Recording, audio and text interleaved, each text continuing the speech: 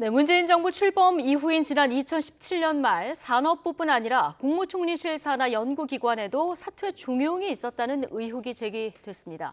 당시 사퇴한 국책연구원장과 소관기관사의 통화 녹취에는 청와대에서 사퇴 종용을 통보받았다면서 윗선을 언급한 대화 내용이 담겨 있었습니다. 자, 취재기자 연결해서 자세한 얘기 들어보겠습니다. 이준엽 기자. 네, 서울 동부지방검찰청입니다. 네. 이번에 그 녹취를 직접 확보를 한 건데요. 어떤 내용인지 좀 설명을 해주시죠. YTN 취재진이 확보한 녹취는 지난 2018년 1월 12일 오전 11시 23분에 손기웅 당시 통일연구원장과 경제인문사회연구회 강모 사무총장 사이 전화 통화입니다. 경제인문사회연구회는 국무총리 산하 공공기관인데요. 연구회에 26개 소관 연구기관 가운데 하나가 통일연구원입니다. 통화 2달 전 연구회 이사장이 그만뒀기 때문에 사무총장은 당시 실무를 책임지고 있었습니다. 그런데 사무총장이 손 원장 사퇴를 요구하는 것이 당시 청와대 인사수석 비서관 지시에 따른 것이라고 직접 시인하는 육성이 확인된 겁니다. 들어보시겠습니다. 근데 거기 이제 BH라는 게 청와대예요, 뭐 국가안보실이에요, 어디입니까 그게? 저희는 그냥 인사수석실에서만 통과가. 민사수석에서. 예. 인사. 인사수석. 예. 다른 루트는 제가 모릅니다. 또 통화에서 강모 사무총장은 2달 전 사퇴해야 할 소관연구원장 명단이 나왔다고도 하는데요. 들어보시겠습니다.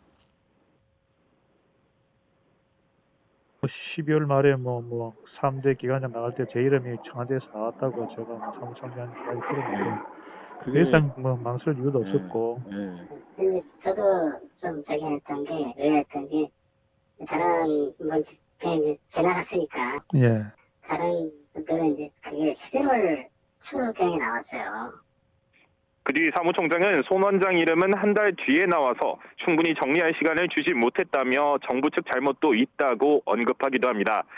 손 원장뿐만이 아니라 그보다 앞서 사퇴한 보건사회연구원장, 대외경제정책연구원장, 한국개발연구원장에 대해서도 인사수석실에서 명단이 내려왔다고 볼 수 있는 대목입니다. 네, 지금 녹취에 언급된 사람이나 기관들은 뭐라고 해명하고 있습니까? 네, YTN 취재진은 녹취록을 입수한 직후부터 강 사무총장에게 연락을 시도했는데요. 전화기는 내내 꺼져 있고 메시지에도 아무 응답이 없었습니다. 당시 인사수석실에 있었던 비서관도 자신이 맡은 기관이 아니라 모르는 일이라고 반응했습니다. 또 녹취록에서 손 원장보다 먼저 사퇴한 것으로 언급된 한 기관장은 자세한 이야기를 하고 싶지 않다는 입장을 YTN 취재진에 전해왔습니다. 그러면서도 전방위적 사퇴 종용이 있었다면서 여러 가지 사례를 직접 본 적 있다고 설명했습니다. 이번 녹취록 관련 의혹은 지난 2019년에도 제기된 적이 있었는데요. 당시 국무조정실은 손 원장 자진 사퇴를 종용하기 위해 접촉한 적이 없다고 해명했습니다. 네, 자, 이번 녹취록 말고도 사퇴 종용과 관련한 정황 증거가 계속 지금 나오고 있다고요? YTN 취재진은 손 원장이 통화 녹취보다 이틀 앞서 강 사무총장과 통화하며 남긴 메모도 확인했는데요. 당시 손 원장의 성추행 의혹에 대해 징계하지 않을 테니 자발적으로 사퇴해달라고 지시한 내용이 담겨 있습니다. 이후 주고받은 문자에도 강 사무총장이 저쪽에 단단히 당부했다며 약속을 강조하는 문구가 등장합니다. 손 원장은 지난 2019년 10월 서울 동부지검 요청으로 퇴임 경과에 대한 의견서를 제출하기도 했는데요.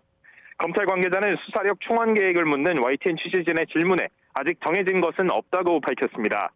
다만 산업부 외에 통일부와 교육부, 과기부 등 여러 부처의 이른바 블랙리스트 의혹에 대해서도 이미 고발과 참고인 조사가 진행된 만큼 검찰 수사도 확대될 것으로 보입니다. 특히 사퇴 종용 과정에 청와대가 개입했다는 정황 증거들도 나오고 있어 검찰 수사가 윗선 어디까지 향할지 관심이 쏠리고 있습니다. 지금까지 서울 동부지검에서 YTN 이준엽입니다.